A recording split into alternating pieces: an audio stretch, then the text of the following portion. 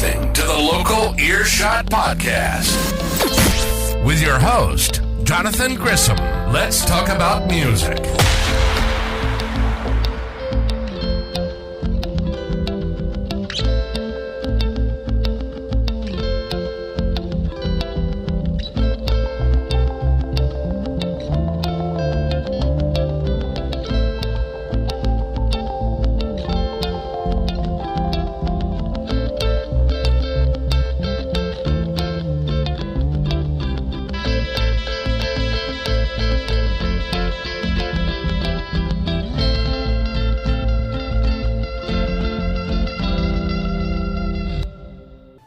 Hello, everybody. This is Johnathan Grissom of Morebands Media and the Local Earshot Podcast. It's been a long time since I've done an episode, but we had a kind of an opportunity pop into my lap, I guess, in a way, because you didn't have a place to stay or something. So So I got my good friend Carter Combs out here in Oklahoma City. He's from Tulsa, with Studio House, and what's been going on with you? Nothing, man. Played last night in Edmond at Frenzy Brewing Company, and then I hit you up. The cat's like, what's going on? I hit you up along with multiple different Oklahoma City people to see if I could crash on a couch. Yeah. And then we lucked out because now we can do this. And I mean, and that's pretty common with music artists. I mean, whenever they're traveling city to city, they gotta find places to stay. Yeah. Unless they got the money to put themselves up in a hotel, or they got like an RV or something, you know, to sleep in. So, yeah, understandable. Luckily, I've got like probably 8-ish people I can probably hit up in Oklahoma City just to assess my options for crashing on a couch. But shout out to OKC for letting me crash on your couch. Yeah, right. So, what is the band? I guess you guys were on the road, right? Yeah, we did Colorado. We played 4 shows, I believe, in Colorado a couple weekends ago. It was fun. It was cool. It was very tiring, very exhausting, because we did 4 full band sets and then multiple stripped down acoustic sets as well, and we were very tired. Elevation and drinking don't go. High elevation and drinking it's a weird combination. Oh, I lived there for 5 years in Colorado, and my ex used to take us up hiking. And she was born there, raised there and everything. So her heart was like real strong. And growing up sea level here in Oklahoma, she would she'd be like running circles around me, going up the mountain, and I'd be like dying. Yeah, I'm like, oh my god, I can't breathe this elevation, And she'd just be like, oh come on, let's go, and just be all hyper and stuff. And I'm just like, oh my god, I can't do this. I cannot climb up this stuff. It smacked us around. It was heavy. Yeah. It was heavy. Well, and it's a mile high, like, in Denver, so, like, whenever you're there, like, just one drink will kind of put you at a level if you're not used to it. Yeah, we had one evening where it was one of the first evenings there that we were like, let's go out, we had a good time and all this stuff, and then the next day, you have the hangover or whatever, but then it didn't go away. It was like 4 or 5 in the afternoon, and we were all still like, do you feel all right? Does everyone feel weird? We all were still just like, the lack of oxygen up there is it's incredible. Yeah. It's like oxygen bars. yeah. That was fun though, but it was a good time. That was our first like major out of town like jaunt that we've ever really gone on. We've been to Arkansas as a band and Colorado as a band. I think that's it in terms of full band shows. Uh-huh. So any like trips, like stories from the road that were like really good stories or fun stories? I mean, Colorado people are funny. Like, we had one guy come up to, it was me and the flute player Sarah Thompson. We had a duo set, at this brewery, and this guy that was working came up after we were done, and the way Colorado people talk is a little different than Oklahoma. He came up and he just goes, "Killer vibes," or something like, "Killer vibes, y'all," or something like that. And I thought he was like being sarcastic, like he's dead serious. No, yeah, he was like, "Killer vibes, guys," or something like that. Yeah. And at first I was like, Are you fucking around? And I was like, no, that's actually how he talks. It's probably all that weed. You go to Boulder and like everybody there is like high as hell, and they're just like come up to you and be like, "No, it's like about the Earth, man." And like there's like the stars, and like we look up at the sky and we like see the stars, and you're like, "Yeah, that's cold outside." I don't know what you're talking about. I mean, they have a different vernacular, that's for sure. But it wasn't like, it was funny because you almost take it as like whenever he came up and said that, I legit thought he was being sarcastic, and I was like, "Man, fuck you, dude." And then I was like, "Oh no, he that is how he talks." That's how he talks. Yeah. And then you get to know that that's just how they are. Yeah. And some of them are like some of those people are really, really cool. Like but the EDM scene's really, really big there. I used to like help out this group. Like my buddy was a photographer for this group called Got Bass Music, and so we used to go to shows for free all the time.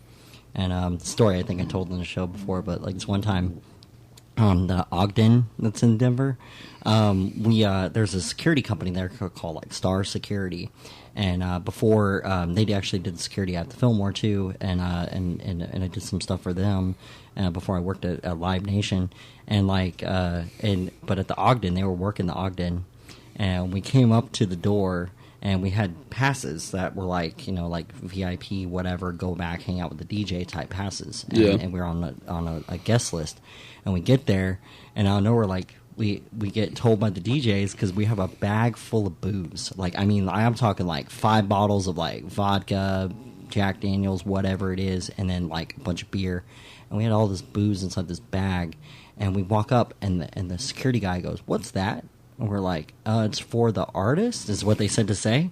And he looked at us, and he looked at the bag, and he looked at us, and he goes, "Go, go, go." Like that. And so we just like really took in like a bunch of alcohol, which is highly illegal. When I worked in security and event security, we took it all in, and we went to the back behind the stage of the DJs that were upstairs, and because there's an upstairs part and there's a lower part that's like the main DJs. And so we go up to the upstairs part, and we're like in the back behind the DJs, and we're just like sitting there just getting hammered, taking shots and stuff. And then we'd come out and we'd like dance with all the people, and then we'd go right back there and just start drinking again. Yeah. We didn't pay for nothing like the whole night. And my friend got so drunk that he had like a $2,000 rig camera. And he's sitting there like stumbling around with his camera, and we were like grabbing his camera. We're like, "Dude, like, let me hold that for you for a minute." And then we stumbled out of there, and he walked around kicking over something he's known for. He went around kicking the newspaper things that have a little newspaper stuff. Yeah. And he walked up and he's like, "There's a Sparta," and he like kick him. And just like knock him over and hang out this guy. Yeah, so it was like, Jesus Christ, man, you're fucking crazy. But like, yeah, but it was fun. Like I miss Colorado. I mean, it's a fun place. It's definitely an experience that everybody probably should do at least once. Sure, yeah. I heard about the EDM thing. That's one of the main things about that I noticed up there is like their music scene is different. Vastly different. They don't have like much of a rock and roll music scene, as opposed to like Tulsa. And it was weird because like Tulsa and Oklahoma in general has probably a bigger and more like active live music scene, but it's more country. Mm-hmm. So bigger scene, more country. But then up there in the Denver area, they have a smaller live music scene, but they're more open to because we're an alternative rock band, so they're more open to that. So I played at an acoustic gig up there and did covers by Fleet Foxes and Mac DeMarco and the Strokes and Radiohead, and people knew the songs, and that was kind of a stunning thing. I was like, oh my gosh, people actually know this music. And it's funny, in Oklahoma you don't run into that all the time, and I mean, unless they're music heads, but I mean, the genre that a lot of the people that are running around up there listen to is a little more my speed, but they don't have as good of a music scene as Tulsa does, so it's a weird little trade-off. Yeah, Tulsa does have a really good music scene. It kind of, it's weird because there's just always kind of like what we were talking about last night with Destiny, that there's this competitional thing going on where it's like Oklahoma City's doing well, and then Tulsa gets mad, and then Tulsa's doing well, and Oklahoma City gets mad. It's more of we're trying to build a mid-sized venue, but the moment that Oklahoma City does that, then there's going to be, hopefully they'll travel more, and they'll go, and if they're traveling to Dallas, then they'll actually do multiple shows in Oklahoma instead of just doing the Kings. But then in a way that for the economy of Tulsa, they kind of rely on the big bands that kind of travel through there. Sure, yeah. And so if they are able to do Oklahoma City, because Oklahoma City has kind of this thing where it's and I don't know if Tulsa has this problem anywhere in their sizes, but our sizes jump. So it's if your show's local, it will play a bar. Most likely, the biggest bar that you're going to play that's a local would be Blue Note. That's the most known one, or your Diamond Ballroom, things like that. Those are ones that you might possibly play. Are our 89th Street Collective. You might play there, but usually what happens is if a show's mid-level artists or regional, and they go to play somewhere like Tower, if they can't fit in Tower, they send them to Beer City Music Hall. If they can't fit Beer City Music Hall, they send it to the Criterion. And the problem is, the moment that they go to the Criterion, if they are too big to play at the Criterion, then they have to go to Paycom. And Paycom, you have to be a big artist and pack a gigantic stadium to play there. So there's no venue between the sizes other than Diamond Ballroom, and sometimes the shows over there. Yeah. But usually there's no venue bigger that would keep that many people. Yeah. And Criterion's pretty good size, but it's not quite for those artists that are too big for that venue and not big enough for Paycom to bring the numbers. Right. And especially here, because some artists, they can bring the numbers other places, but they can't bring the artists here. I mean, I've seen bands that have played little bars here or little venues, and in Colorado, they would be playing the Fillmore, which is 3,500 people, or they'd be playing Paycom, or not Paycom, but like Pepsi Center in Denver. But then in here, they would be playing 89th Street, and it doesn't make any sense because it's the following is not in Oklahoma. So it's kind of a unique, weird thing about Oklahoma that we have a booming music scene though, for local, and I mean the singer songwriter stuff is big, and the and then your rock and punk scene is a scene within itself that kind of is everywhere. And then it goes, your country, and your country is the majority of the places across the city. I mean, that you can do country bar scenes and stuff like that, and play. But in Colorado, their big scenes are EDM and then folk, and their folk music is really good. But it's what was it? All Boulder, and that's a lot of where you get the hippie-ish you got to get outside. You got to get outside of the Denver area. Yeah. Whereas Denver's straight up EDM. I mean, to the point where they do Decadence at Red Rocks, and they had the locals that live up in Morrison. They were complaining about the vibrations coming from Red Rocks because of the bass that they put in his music. And so, like, it was, like, shaking their windows and stuff. Right. And they were just like, screw this EDM music, and it's because they were all older people. But ironically, a lot of those EDM people will probably be the ones that replace all those older people in the mountains and so, like, living out there. So, like, over time, that's just going to become what it is. Yeah. And then it's interesting, too, because, like, in Boulder, a lot of the hippies that you would call them back in the day, the whole '60s hippies, they all act very conservative, and they're not very like liberal or anything like that, which is really weird. And they're all rich. Yeah, they're conservative. And it's hilarious. They're all rich, but yet they all used to be hippies back in the day, and they screwed the system. But yet they're all came with money and age. Yeah, yep. And now they all have money. Yeah. And they have houses that are like $1 million houses. It's funny how it happens. So, yeah. Yeah, I mean, I would say that in terms of the Oklahoma City, I think so. You were talking about like there are like these tiers of like the kinds of places that bands can play at. I think maybe the difference between Tulsa and Oklahoma City is that like you guys, from what it seems like, you have a bunch. You have like Tulsa. We have that tier thing, but we have a lot of places that are like known for music that are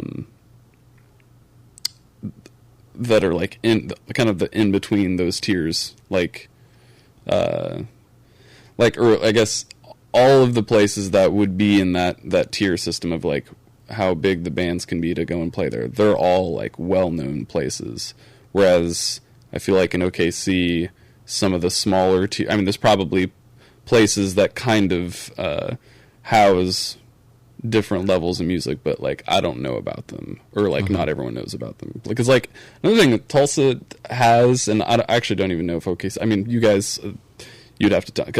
I'm just not familiar, but like Tulsa has musicians that have large following or decent followings that stay in Tulsa and play in Tulsa like every single week. So we have these artists like Johnny Molinax is one of these guys that he's actually like gaining a really serious following right now. And he plays at the Mercury Lounge every Sunday.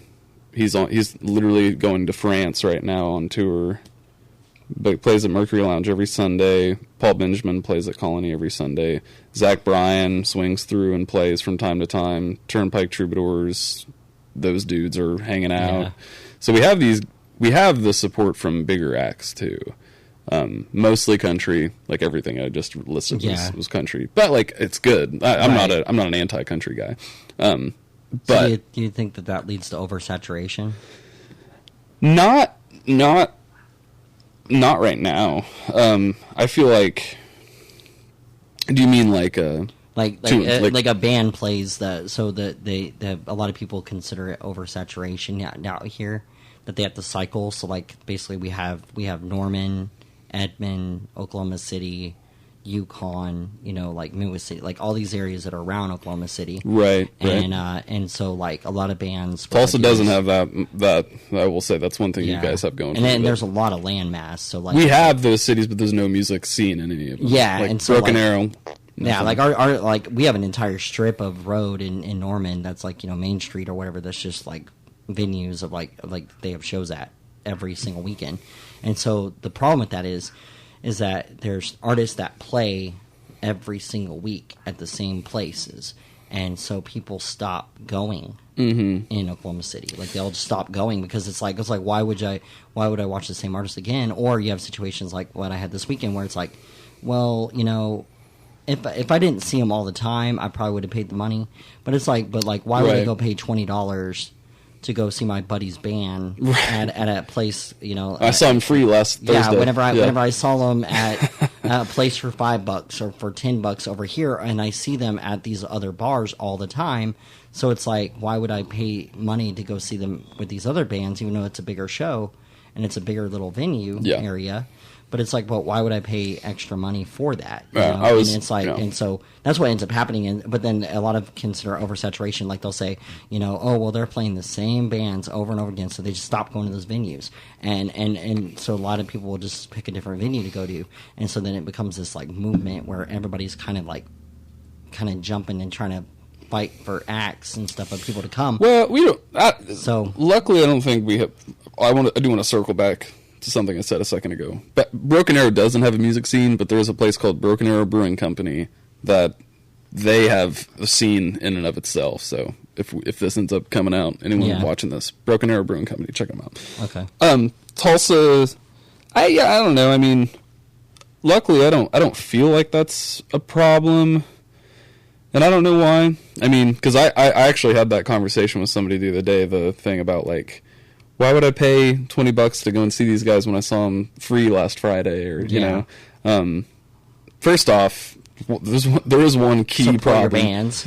Well, yeah, I was going to say yes for sure, but like one key issue with that statement: local bands don't make $20 is crazy. Right. That's one thing. I had I won't say his name, but he's a colleague of mine that he wanted to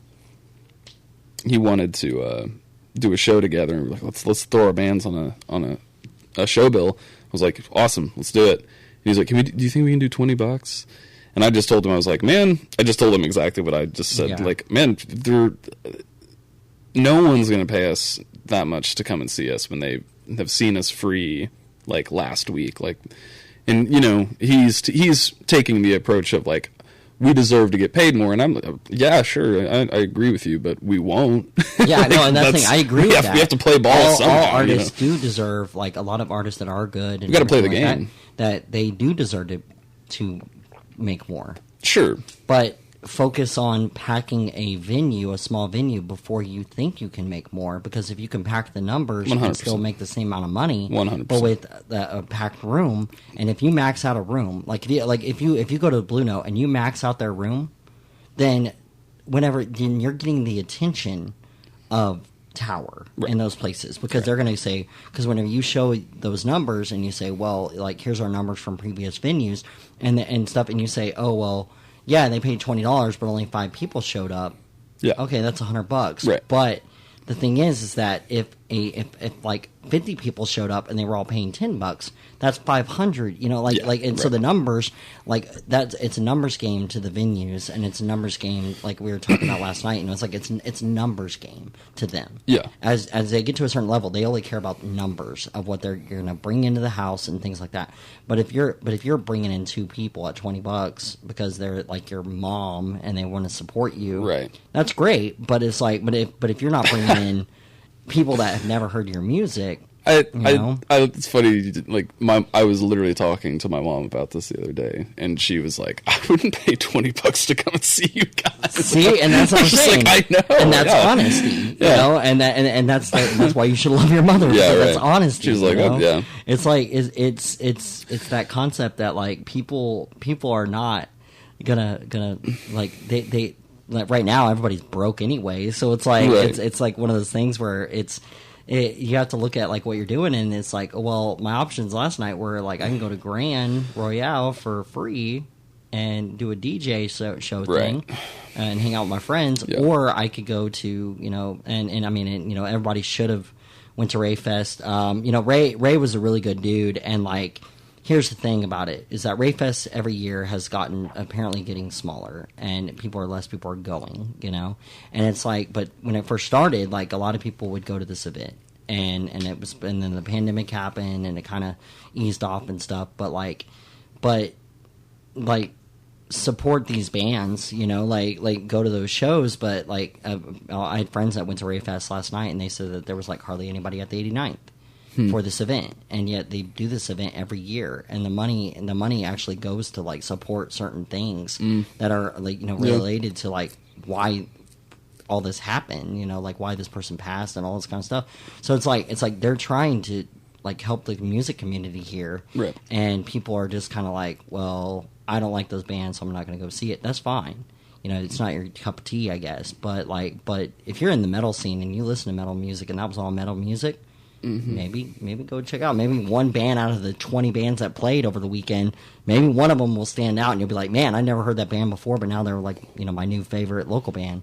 But this kind of like, to me, I mean, I'm only scratching the surface of what you just said, but like that to me sounds like multiple things are multiple things happened that could have been fixed to have more people there too. You know what I mean? Like, there's one thing that musicians are generally famous for not like doing promotion great. themselves. Oh, yeah. I mean, we're terrible at it. Yeah, and that's why and bands honestly, managers. And honestly, another thing that I've learned recently, so are fucking venues. They're literally just as bad. It's got to explain to me that, and this is by venues, okay? Yeah. It is not their job to promote you. I've heard this. Their job is to provide you a building. That's crazy. You paid them for, you basically are getting a building and a door. Oh, fee, trust right? me, I've heard this one. Me, I'm one of those people. I argue everybody should be promoting, because here's the thing: you're trying the to make bartender money. should be promoting, because here's the thing: like, the more people that promote in the group, like we have these artist events, and everybody promotes. And some of these artist events that I've done, we've cleared out the numbers every time, and it's like every artist that was a part of it has promoted, every band has promoted, every single person that was a promoter promoted. That's another thing too. There's promoters out there, people that call themselves promoters, and they don't promote shit. Yeah.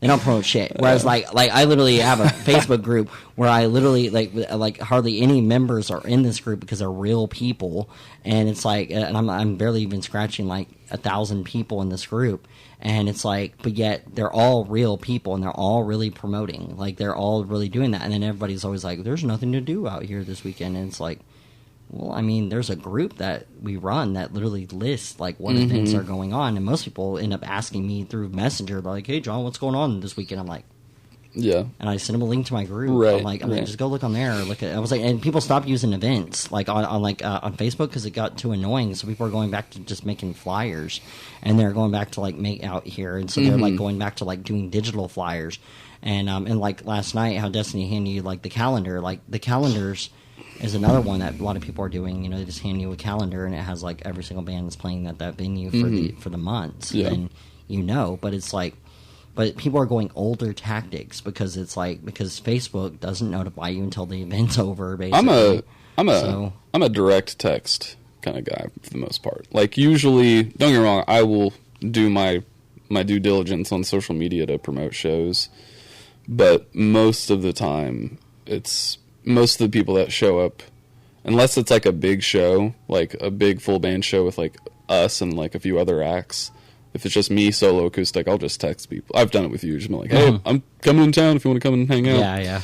And that, that's usually the most effective way. But also I do also experience the thing of like, I've been playing long enough to where like random people will show up and just be like, "Oh, how's it going?" So, the whole that whole I couldn't disagree more with the whole mindset of like, it's your job to bring people in here type thing. It's like, well, okay, we're all trying to make money off of this, right? And especially y'all, it's a joint venture.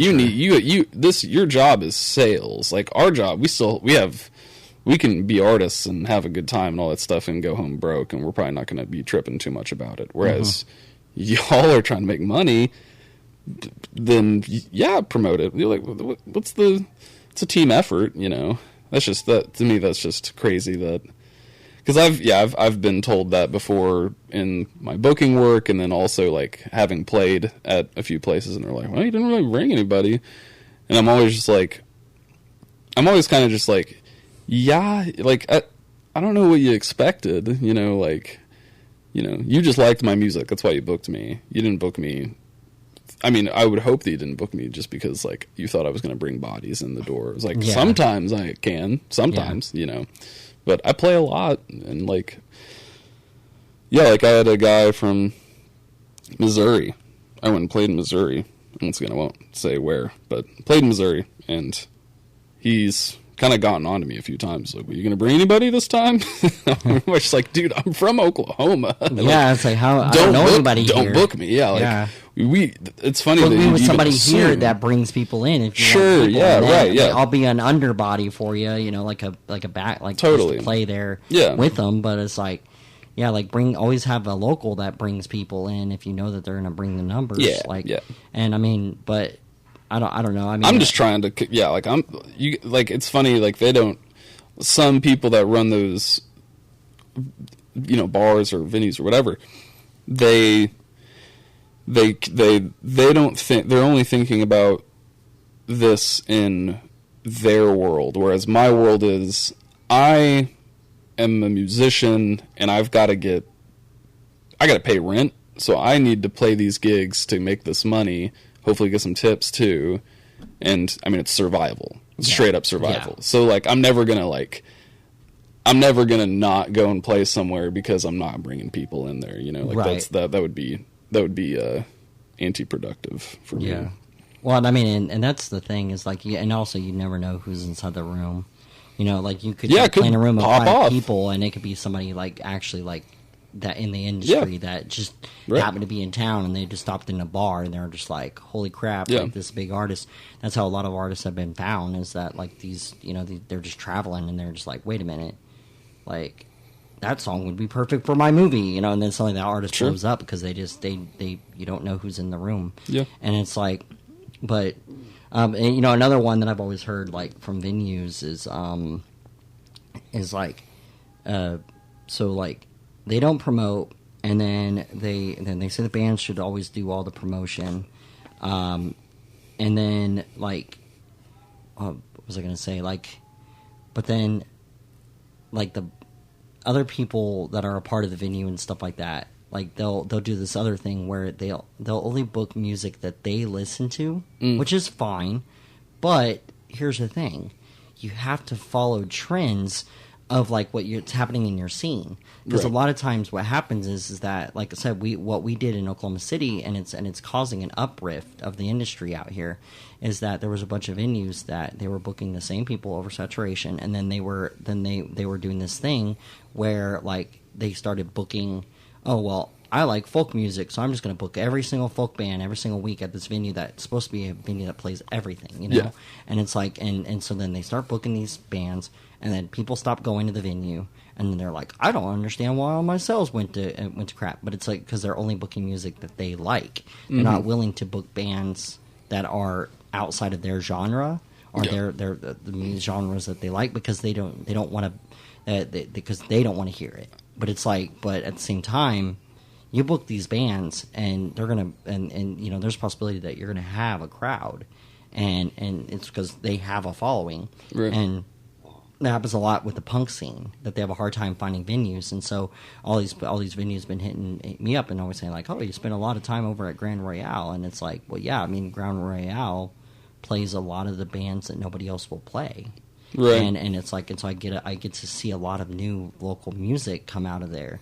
And you know, it's like our version of, like, I wouldn't say CBGB's on that level, but it's our version of like a place where people are playing new stuff. Yeah. And so it's like, and there's like 5 other ones. There's Incom and Norman, you know, Point A over in the 39th district. Like there's certain places that are doing that other places aren't. And so like the fact that they are is putting more people in front of these new local artists that are coming out. And so it's like, and some of them, like Incom, is a non-alcoholic venue. Yeah. People have bitched and complained about that too. I'm like, if you don't want to drink, like, I'm sorry, if that's your whole thing. Like, I recently quit drinking, but it's like, mine's related to medical, but it's like, but at the same time, it's like, if that's your whole reason why you go out, just go to a bar.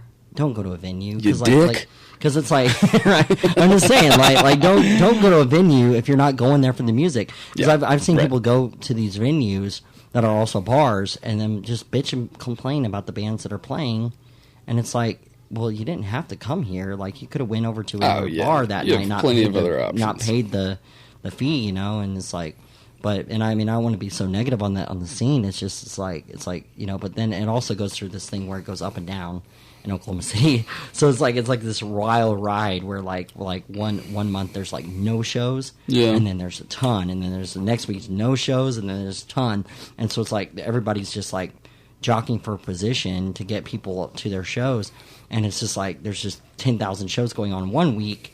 But then there'll be nothing, and you'll be looking all through every single website, every calendar, like I was the other day, and found nothing. Right. Found nothing that whole weekend. I'm like, that is an open Friday that a band could be playing a show right now, making money. Like, yeah, and this is another reason. Like, it just makes me think of another reason why venues do need to promote. Because you know what I do when I come to Oklahoma City?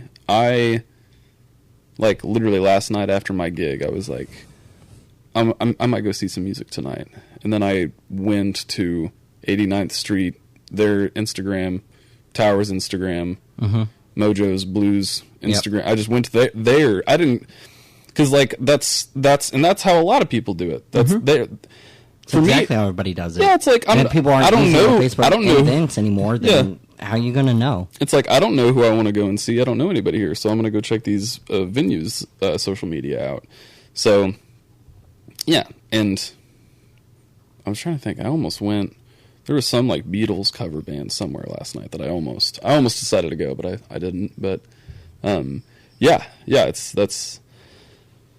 that's crazy. That's crazy for venue owners to assume something like that. But also, yeah, I agree with you. The whole thing of like you can't.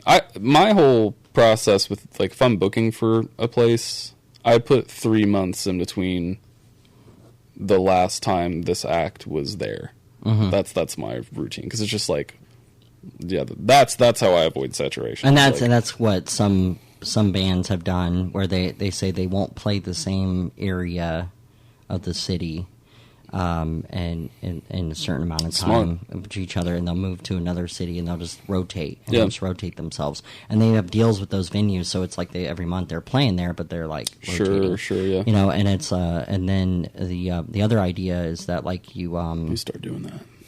That's a good idea. Yeah, it's like you basically make deals with all the venues and you just rotate your schedule between all the venues, and so then you know exactly that you're going to be playing at this venue every month on that around that time frame that week or whatever, unless there's something going on that they already booked. You have to work with them obviously on their normal bookings. You can't just book out a day, right? And then a lot of the singer songwriters, you know, it's just like finding those open mics and just going out there. Yeah, I mean, it doesn't hurt at an open mic putting out a tip jar. People do tip at open mics. Totally. Like but that's the whole thing though. I mean but I think it's different out here, definitely. Well, another thing that like I don't think about oversaturation too much, but I do think that like if you're just beginning, like I've only been playing for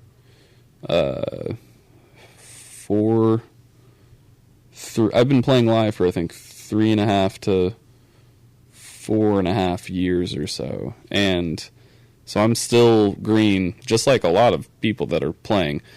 Like I'm not going to worry about oversaturation until I need to. Like you know what I mean? Like especially if I'm playing solo, I'm just going to go and play. I'm going to go and play. I'll play the same place for a week straight if they're going to pay me. You know what I mean? That kind of deal. With the band, usually it's like if I'm ever thinking about oversaturation in Tulsa for our band, it's for the band. When we played Mercury Lounge for the first time, it went really well, and after that I was like, I'm not going to have us play here for 6 months because this is the Mercury Lounge and this is Tulsa rock bar mecca. I was like, I'm giving it 6 months. And then we did it again, and it was a good decision because it went well again. And now we have a residency on August Mondays at the Mercury Lounge. So we're going to be joined by, this is actually the first time I'm saying this, we're being joined by bands, Megan Marlene Band, Justin Bloss. These are for the different Mondays. And then a band called Fern Dad, and Douglas, who's a Norman act. And so we're stoked about this. It's going to be fun. That's awesome. Yeah, it's gonna be a great time. You want to listen to a song? Yeah, for sure. Yeah. Well, let me see. We're gonna play Lauren Jean. Let's get it going.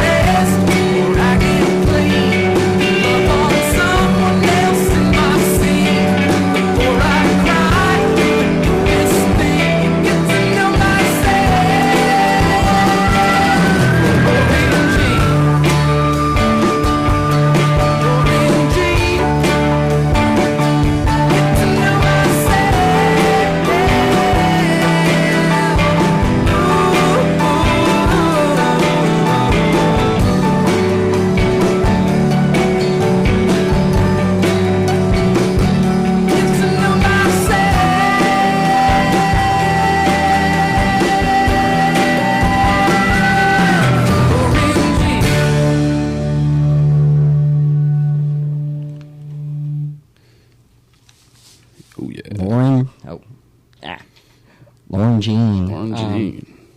So, kind of tell me about that song and like what kind of went into writing it and everything. I mean, the song started about. So it started by just writing about somebody, and then it kind of turned into a whole like song about being a broke musician and all this stuff. So it ended up. It's funny because it literally started about writing about a person, and then it kind of became about everything but that person, basically. So yeah, it's just a song about being broke and being a musician and that sounds about right. And airing your grievances with a significant other or a friend or whatever you want to call it. Yeah, I mean, we had a joke that like I've been thinking about for a while. It's pretty funny. So I was at my sister's house, and like what I do is like you see some of the artwork in the background. I do what they call pour art, POUR art, and then also like abstract, you know. And my nephew was in the room, and my sister was like, "Yeah, his art's in a gallery. He does pour art," and he goes, "Mom, that's not cool, man. Why you making fun of him for being poor, like being broke, for being an artist?" Yeah. And I started laughing, and I go, "It's a POUR, poor," and he goes, "Oh," like that. And then I told one of my friends that runs a gallery that, and she just looks at me. She goes, "I mean, he's not wrong though. Like we are all poor artists. We're all doing poor like, art. Music art musicians, like fucking anybody in music or arts or entertainment. Yeah. It's like we're all kind of broke. We're all doing poor art. Yeah. Yeah. Unless we got other things going on the side that keep our funding, but other than that, most of us are kind of broke. You know, that's how it goes. But that's the life. Yeah. What things do you have coming up, like for everything going on with the band? And we've got me and Michael Campa, who's in our band. We're doing the Oklahoma Opry here in a couple of weeks, I believe. July, I want to say like 27th. Let me make sure on that. I should have prepared actual dates and announcements. That's fine. I get like people with this all the time with this question. Because I was like, oh crap, let me pull up my phone and check. Yeah. We're doing Oklahoma Opry on July 13th. And then in August, we have the Monday residency at Mercury Lounge. So those are the two big ones that we got coming up. And then I'm playing all the time. You can just find me at Carter Douglas Combs online, and you'll see all my dates and whatnot. And we play all the time. You have any like studio stuff coming up at all? Or yeah, we're working on stuff. We've been working on stuff for God knows how long, but slowly putting hopefully what will be an album together. We got some music we got some stuff in the oven. So that's good. Yeah. So I mean, if you're ever in Tulsa, like definitely go see a studio house and Carter play. I mean, it's I've seen him play before. I mean, he's really good. So, and it's a really good time. Like most of these events are really, really good times. Mega Marlene does really good shows. Sure. Bailey Boy, you know, like these are really good artists. And another one I like to always mention is Jonathan Ashley White. That guy is like really, really good. Like I mean, like that. I don't know, man. Like him just playing on my couch like blew me away. Yeah. An acoustic guitar. All he had was an acoustic and a microphone, and he blew me away. And I was just like, wow, like how are you not? But like I guess he makes music videos and stuff. Like his friends that does it. So like, you know, he does some pretty cool stuff. Right. And those are all previous episodes that you can listen to. And then people probably should go back and listen to the Diedrich episode, because Diedrich is going back out on tour again from the previous tour that he's just on. He just stopped in last night and he said he's going to be doing some promotion for the episode. But a lot of people listen to it on the audio versions, but not many views on the YouTube version. I might have something to do with the fact that I have to put an 18 or older marker on it, because or I got to blur some of the background, because we're in an adult room at a gallery, and there's a painting, but then there's a photograph right behind my head that I probably should have moved before we started. But yeah, they were in an image there. It was all artistic. But yeah, it was behind my head. So yeah, that was one of those things that maybe I should have kind of moved that stuff, but at the same time, the band music is very sexualized and very about that kind of stuff. So it's it kind of fits the band, and so kind of I wouldn't have the moved environment. It. Yeah. So there's no reason to move it, and I don't think that we should have to censor. I'm a free speech absolutist, so I don't know. I don't know if we should be doing that. I should be able to say that. Keep it up. If I wanted to have somebody doing an interview and just have some tasteful artwork in the background behind me, then that's because it's artwork. It's not meant to be in the way that people think, and so it's not pornography. It's artistic. Right. So it's but at the same time, it's I know how policies are at YouTube and all these companies, and bastards. So it is what it is. But yeah, so I mean, if anything, I'll probably just put it up on the local Earshot website as a video, and just make it where people can watch it directly from the website, because I won't censor things on that. For sure. So but yeah, let me see, we're sitting at 53 minutes. Yeah, so I think, do you want to call it? Yeah, for sure. Yeah, we'll call this one. So, everybody, thank you for listening. So, the Local Earshot podcast, I'm a Value for Value podcast. That means I run on 3 tenets. It's time, talent, and treasure. Value everybody's time for listening, and taking your time out to listen to this show, because, I mean, there's a million podcasts out there. And as for talent, if you're a music artist and you want to be on the show, then you can reach out to me at john@thelocalearshot.com. or on the Instagram pages or on Facebook, and then we can kind of set up an interview. And if you want to donate to the show, you can go over to thelocalearshot.com/donate. There is an option for Venmo, Cash App, crypto, pretty much anything that turns into money. I will gladly take your money, and I will put it back into the operation of the show. Right now, I'm trying to work with some artists to try to set up somewhere that we can actually start making more solid studios and things that we can start bringing more entertainment and arts to Oklahoma City.